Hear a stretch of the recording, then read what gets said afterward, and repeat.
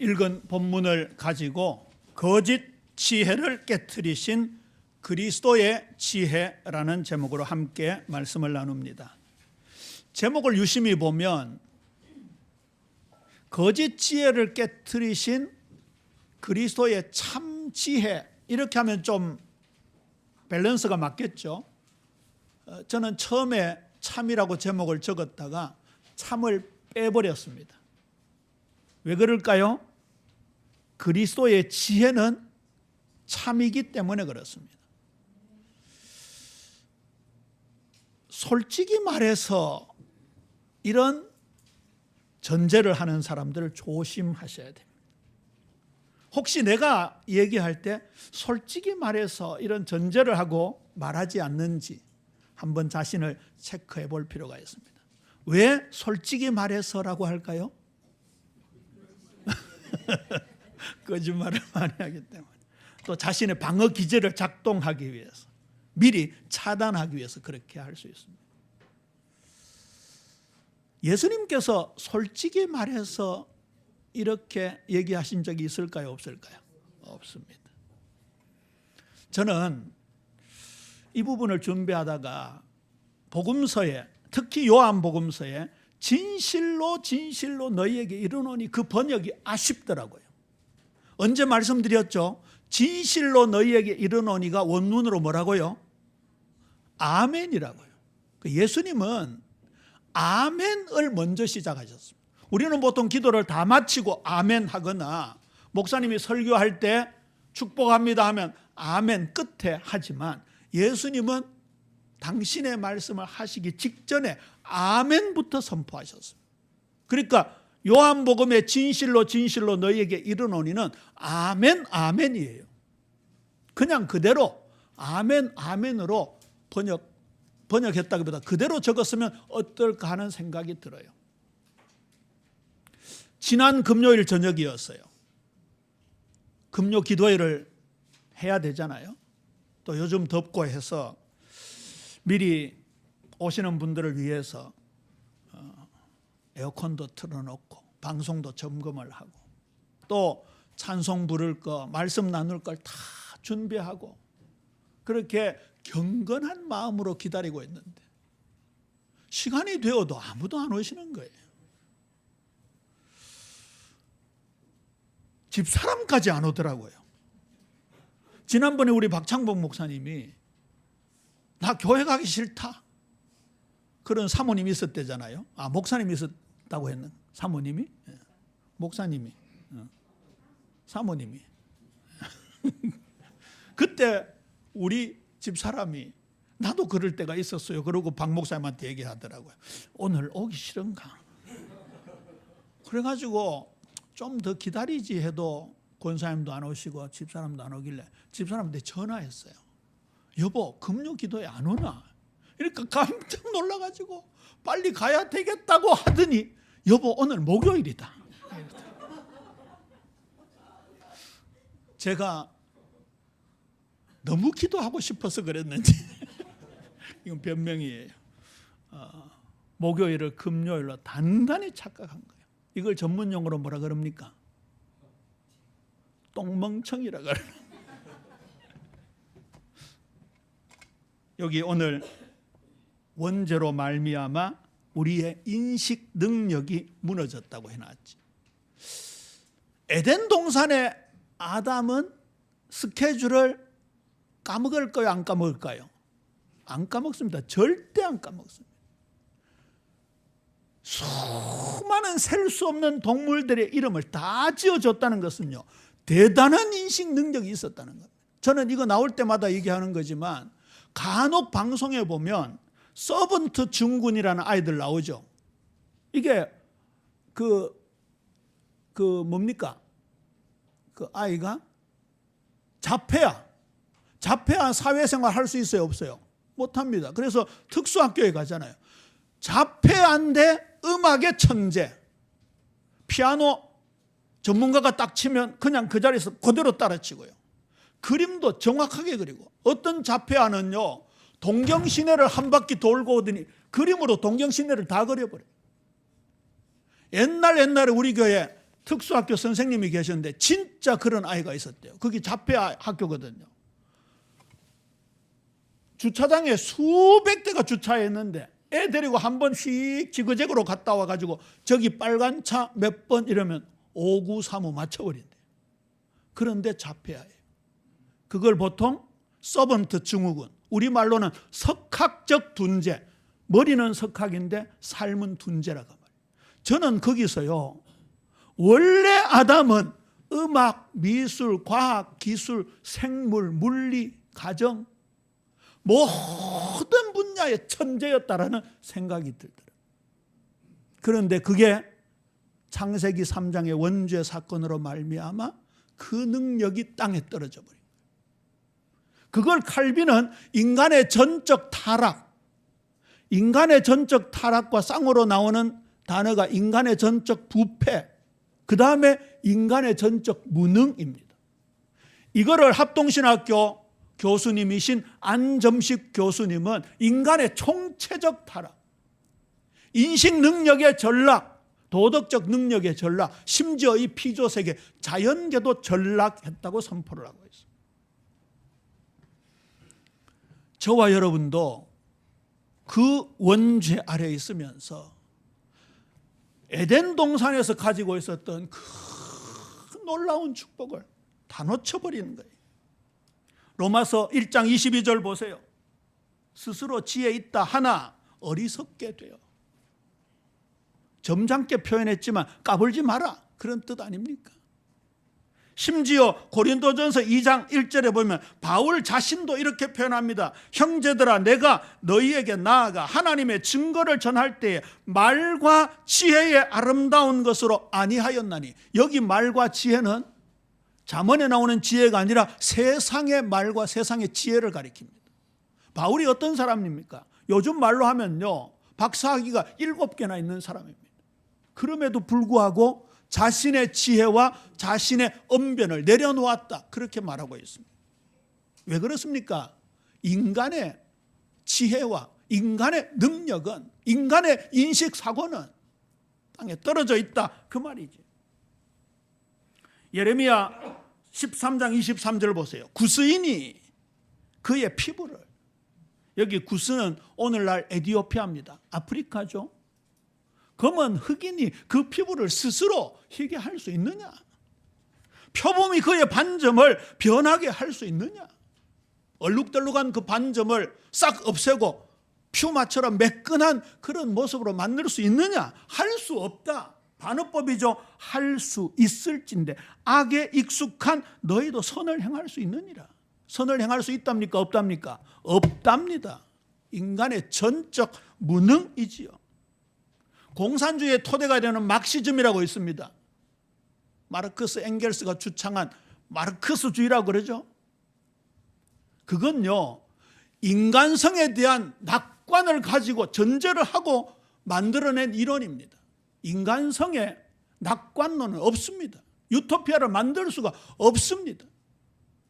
막시즘뿐입니까? 이 세상에 나오고 소멸되었던 모든 사상, 모든 철학, 모든 종교가 유토피아를 만들어내고 인간의 도덕성을 최고로 끌어올리려고 했지만 하나도 성취한 것이 없습니다. 죄 문제가 해결되지 않는 한 인간은 자기 중심적이고, 그러니까 나눔과 분배가 근본적으로 불가능한 것이죠. 호세아 4장 6절에는 이런 인생들을 뭐라고 합니까?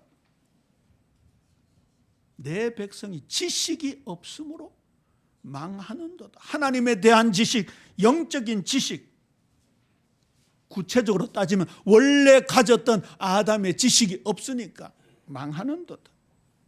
그래서 인간은 총체적 타락입니다. 그래서 우리에게 누가 필요합니까? 총체적 회복자 그리스도가 필요합니다. 오늘은 주제가 지혜입니다. 우리 예비 사랑하는 성도님들, 오늘 창조의 지혜를 가지신 지혜자 예수 그리스도를 만나는 축복의 시간 되어지게 되기를 주님의 이름으로 축원합니다.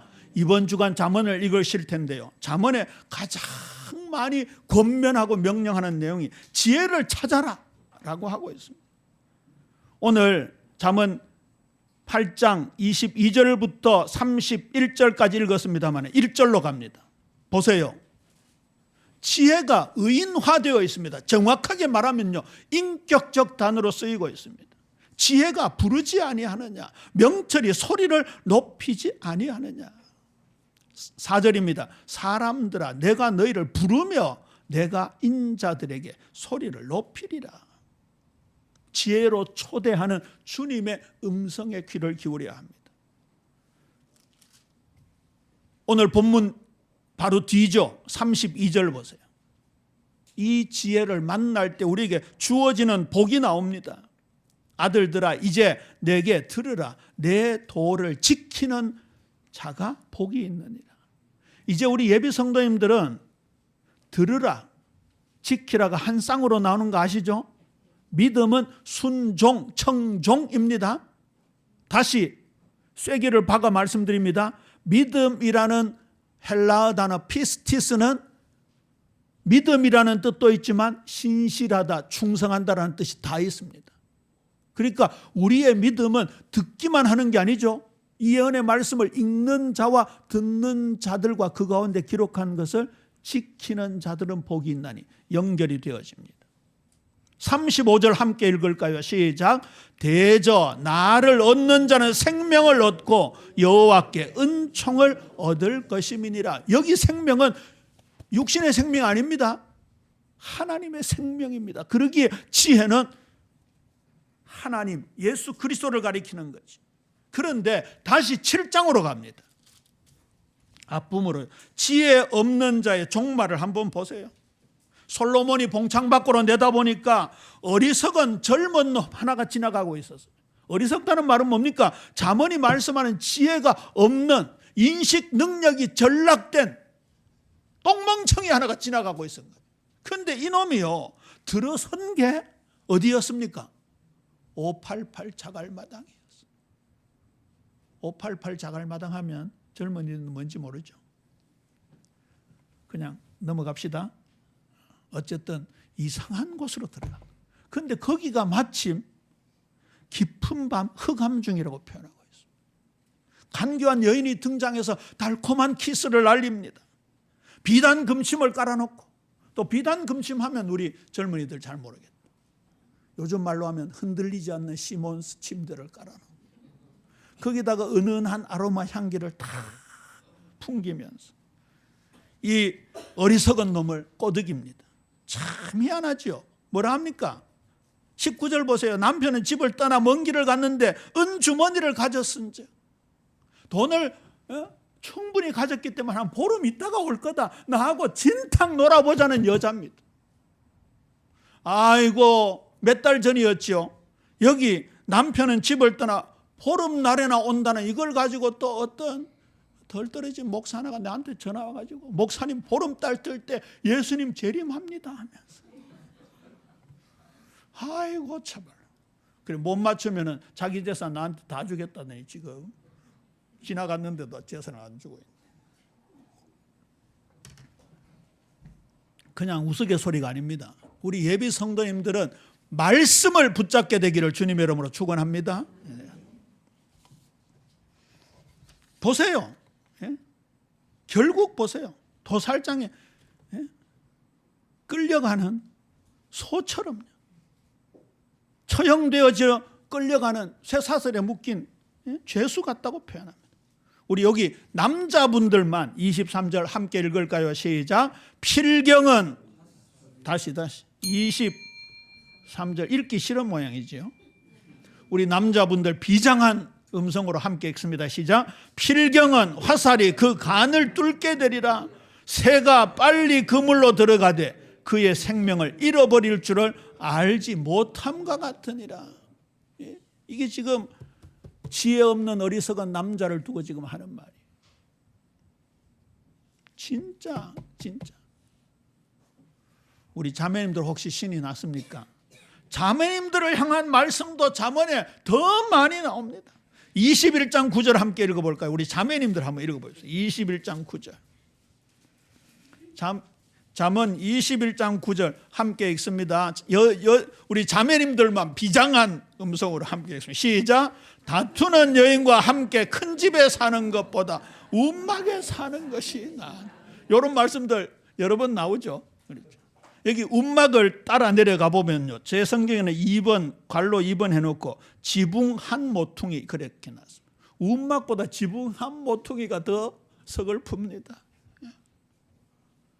얼마나 여자가 더 센지 신랑을 밖에 쫓아내놓고 지 혼자 안에서 월드컵 보면서 치킨 시켜 먹고, 그 남편은 그거 보니까 눈물이 주르르. 아니, 여성은 수에 세지도 않는 그 가부장적 시대에 이 다투는 여인이, 제가 다툰다는 이 단어를 히브리어 한번 찾아봤어요. 그냥 이게 기가 세거나 말대꾸하는 수준을 넘더라고요. 이게 마돈이라는 단어인데요, 마돈나가 생각나네. 썰렁했습니까? 가정 내의 주도권의 질서를 완전히 뒤흔드는 파괴적 갈등이 마돈. 이게 다투는 원뜻이에요. 거기다가 잠언 27장 15절에 보면요, 비 올 때 천장에서 뚝뚝 떨어지는 물처럼 지속적이다. 이런 여자하고 어떻게 살겠습니까? 남편의 자존감과 정신을 사사건건 갉아먹고 비틀어 짜는 집요하고 지속적인 공격성을 가리켜. 어떤 영어 성경에는 물고 뜯고 늘어지는 개라고 표현했더라. 우리 안점사 와저래 좋아하시는 불독, 핏불 테리어 이런 거 있잖아요. 지금 보세요. 남자든 여자든 원죄 아래 있는 어리석은 자들의 모습을 그대로 보여주는 거예요. 진짜 우리가 잠언이 지금 우리에게 주시는 이 말씀은요, 정말 우리 개인의 삶과 가정, 인간관계의 삶, 사회의 삶에 풍성한 능력으로 다가오는 거예요. 그래서 제가 오늘 예배 전에 기도하면서 오늘 지혜자여 창조주이신 주님을 만나자, 그런 기도를 드린 거예요. 크게 두 번째입니다. 그런데 그 지혜의 원천이 그리스도이십니다. 잠언을 언뜻 보면요, 도덕책 같아요. 사서삼경 같아요. 불경 같아요. 성철 스님이 성경을 오독을 완독했다잖아요. 그런데 성철 스님은 뭐 우리하고 똑같네. 전도서 읽으면서 뭐라고 생각했겠어요? 전도자가 이르되 헛되며 헛되고 헛되니 헛되니 모든 것이 헛되도다 나무아미타불 관세음보살. 비슷하잖아요. 목탁 치면은 느낌이 비슷하잖아요. 그러니까 모든 종교는 같다. 그 불교의 근본이 범실론이야. 모든 종교는 같다라고 생각하는데 맞아요, 틀려요? 틀려요. 여기 지혜는 인간의 지혜가 아니에요. 성철 스님의 지혜가 아니에요. 소크라테스의 지혜가 아니에요. 그리스도 그 자신이다, 그 말이에요. 보세요. 오늘 본문 보세요. 다시 8장으로 돌아옵니다. 딱 읽으면서 느끼셨지요? 22절부터 26절은 창조 이전에 지혜 되시는 그리스도께서 계셨다라는 것을 말씀해 주고 있습니다. 여호와께서 그 조화의 시작 곧 태초에 일하시기 전에 나를 가지셨으며, 만세 전부터, 태초에 땅이 생기기 전부터 내가 세움을 받았나니. 전부터라는 단어가 계속 나오지. 창세기 1장 1절에 보면 태초에 하나님이 천지를 창조하시니라. 하늘들과 땅을 창조하시니라.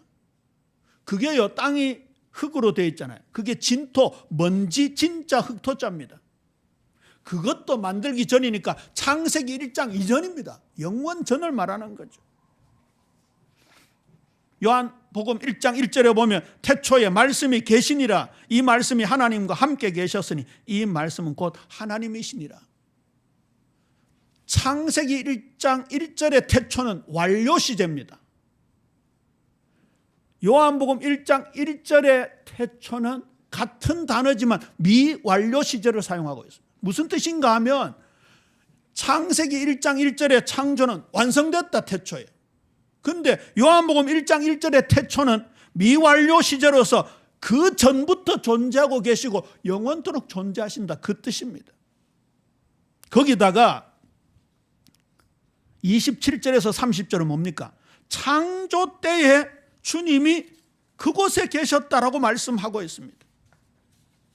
그가 하늘을 지으시며 궁창을 해면에 두르실 때에 내가 거기 있었다. 그가 위로 구름 하늘을 견고하게 하시며 바다의 샘들을 힘있게 하시며 바다의 안개를 정하여 물이 명령을 거스르지 못하게 하시며 땅의 기초를 정하실 때에 내가 그 곁에 있어서 창조자가 되었다. 단순한 지혜가 아니죠. 그리스도를 가리키는 겁니다. 그리스도를 통해서 온 우주 만물이 지어진 겁니다. 요한복음 1장 2절 3절에 정확하게 나오죠. 우리 이 말씀은 꼭 함께 읽어야 되겠습니다. 요한복음 1장 2절 3절 함께 읽습니다. 시작. 그가 태초에 하나님과 함께 계셨고 만물이 그로 말미암아 지은 바 되었으니 지은 것이 하나도 그가 없이는 된 것이 없느니라. 이 온 우주 만물 참 무한대로 펼쳐져 있는 삼라만상, 그리고 이 피조세계, 지구의 바다 속에 있는 모든 생물들, 땅 위의 식물들, 남극과 북극을 뛰어다니는 동물들, 하나님이 창조하셨고 그리스도를 통하여 지으셨다. 그러면 보세요. 그리스도의 관점으로 보지 않으면요, 이 창조세계 사물 사건을 이해할 수가 없는 거예요. 그게 빠져버리니까 인식 능력이 전락된 거예요. 그리고 참 기가 막히죠. 31절은 따로 떼놨습니다. 사람이 거처할 땅에서 즐거워하며 인자들을 기뻐하였는데, 하나님이 일반적인 피조세계를 만드실 때에는 보시기에 좋았더라 하셨는데 아담과 하와를 창조하시기는 보시기에 심히 좋았더라 하셨습니다. 그 안에 생명이 있었으니 이 생명은 사람들에게 빛이 된다라고 말씀하십니다. 그 다음에요, 잠언과 전도서가 솔로몬의 작품이죠. 그러면 솔로몬이 말하는 지혜가 정확하게 누구인가? 예수님이 친히 하신 말씀입니다. 심판때에 남방 여왕이 일어나 이 세대 사람을 정죄하리니 이는 그가 솔로몬의 지혜로운 말을 들으려고 땅끝에서 왔음이거니와. 요절이 나오죠. 솔로몬보다 더 큰 이가 여기 있느냐. 솔로몬이 지혜를 인격적인 단어로 그가 우리를 부르신다. 그런데 그 지혜가 그리스도이심을 예수님이 친히 말씀하셨습니다. 바울이 쐐기를 받고 있지요. 고린도전서 1장 24절입니다. 오직 부르심을 받은 자들에게는 유대인이나 헬라인이나 그리스도는 하나님의 능력이요 하나님의 지혜니라. 그리스도가 하나님의 능력이요 지혜입니다. 지혜와 능력은 항상 쌍으로 나옵니다. 왜 그런가 하면요, 당시 유대인들은 능력을 구했습니다. 당시 헬라인들과 헬라 문화권에 있었던 사람들은 지혜를 구했습니다. 그런데 진정한 지혜와 진정한 능력은 오직 그리스도뿐이다. 우리 사랑하는 성도님들, 특히 우리 자녀 후손들, 그리스도의 지혜로 충만하게 되어야 될 줄로 믿습니까? 증거가 있잖아요. 요셉, 다니엘 보세요. 초월적인 지혜를 가지고 있었어요. 다니엘은요, 요즘 말하면 국립서울대 교수들 전체 머리보다 몇 배 뛰어났다? 10배 뛰어났다. 그 사람들 다 합쳐도 다니엘의 지혜를 뛰어넘을 수가 없었어요. 초월적인 지혜였습니다. 저는 다니엘이 아담적 지혜를 회복했다고 보는 겁니다. 이 세상에서 아무리 경쟁하고 노력해요, 또 그거는 얻을 수가 없는 거예요. 그건 그리스도 안에서만 가능한 것이죠. 우리 옆 사람하고 함께 인사합니다. 그리스도 안에서 더 지혜로워집시다. 이게 더 지혜로워집시다라고 한 말은요, 아직까지 우리가 요셉, 다니엘 수준, 아담까지 안 되잖아요. 그래서 우리가 진행형입니다. 이 잠언은요, 구속사적 성화입니다. 그래서 3대지는 뭡니까? 그리스도의 지혜를 받아서 살아가는 삶입니다. 창세기, 출애굽기, 복음서 같은 거는 구속사가 명백하게 보이죠. 근데 잠언은 보면 게으르지 말라, 음란하지 말라, 순결하라, 구속사처럼 느껴지지 않습니다. 그러나 구속사 입장에서 봐야 됩니다. 자, 구속사는 다시 말해서 창조, 타락, 구속입니다.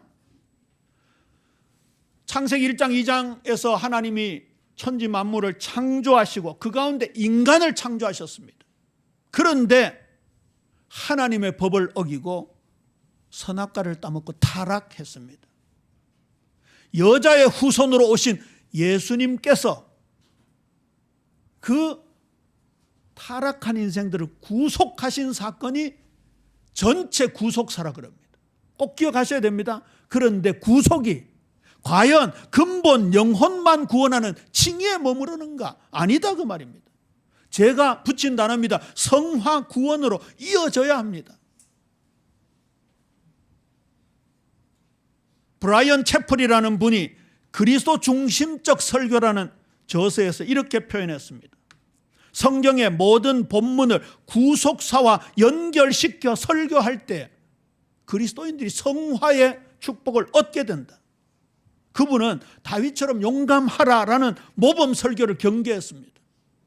다윗처럼 용감하라 해버리면 야곱은 어떻게 됩니까? 야곱은 약삭 빠르고 사기성이 농후한데 그거 본받아야 된다. 이럴 뿐에 앞뒤가 안 맞잖아요.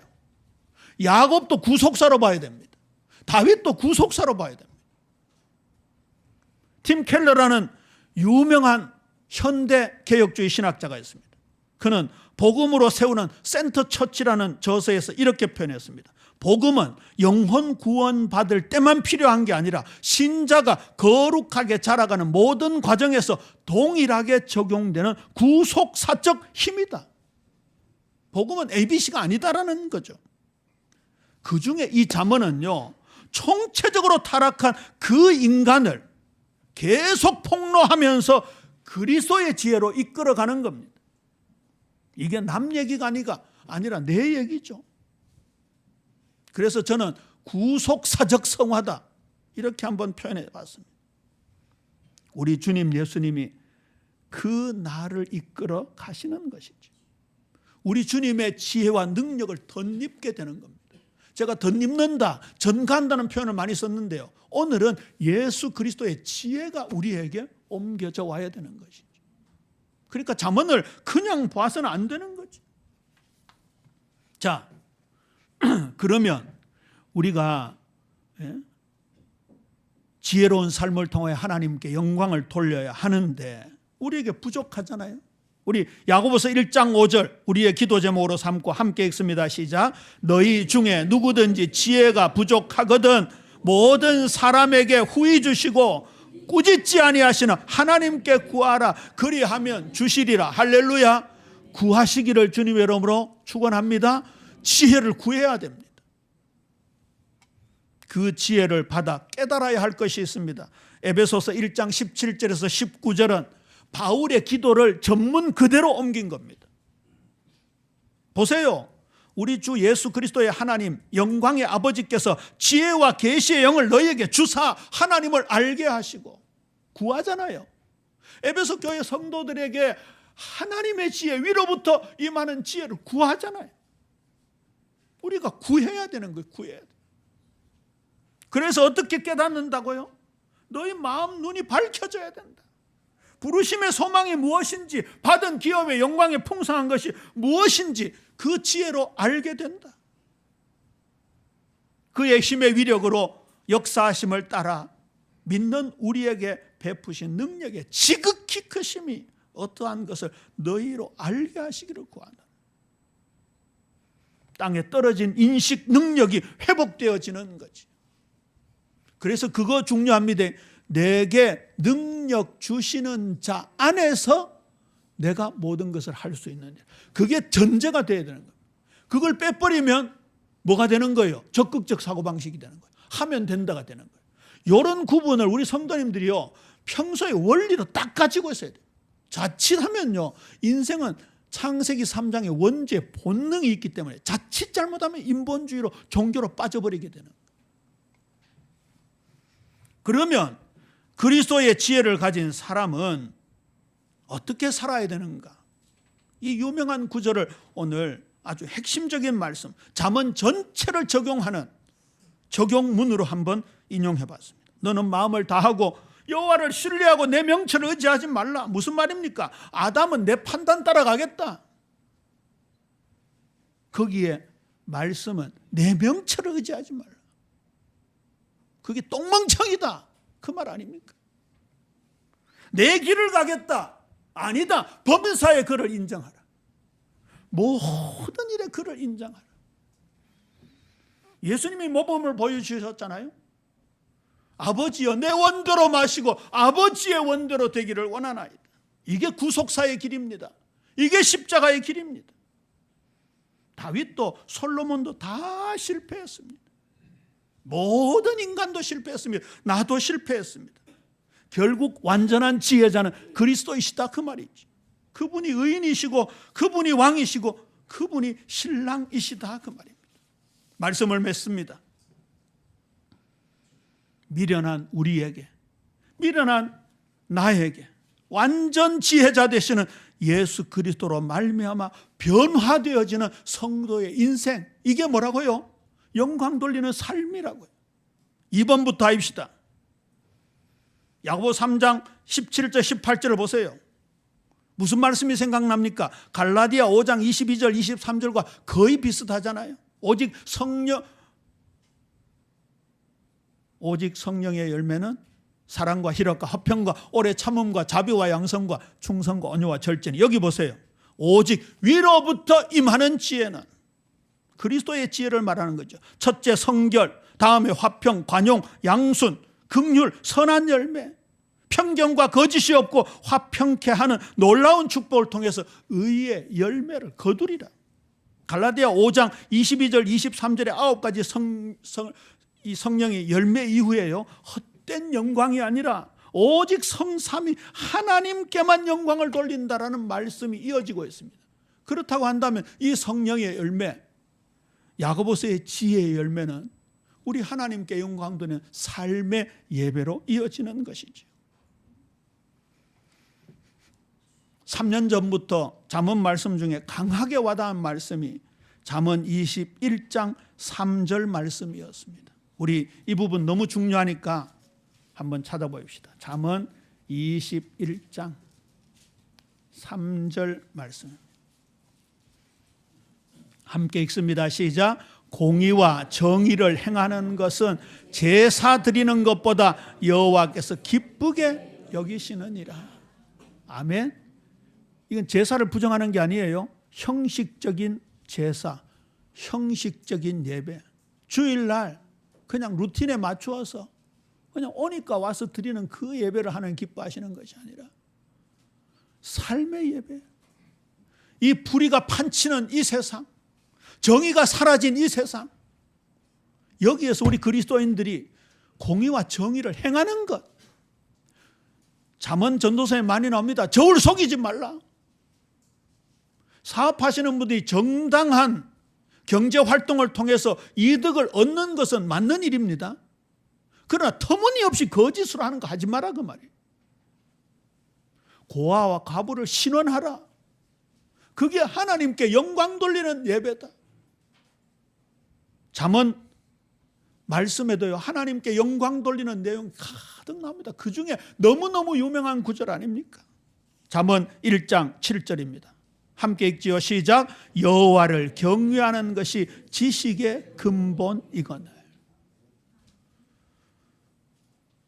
우리 사랑하는 성도님들, 이번 주간에는요, 인식 능력이 전락된 원죄 사건으로 말미암아 무너진 우리의 이 지식적인 부분에 그리스도의 지혜가 채워져서 진짜 우리의 삶에 분별하고 하나님께 영광 돌리는 삶의 예배로 승리하는 우리 예빛 모든 성도님들 되시기를 주님의 이름으로 축원합니다.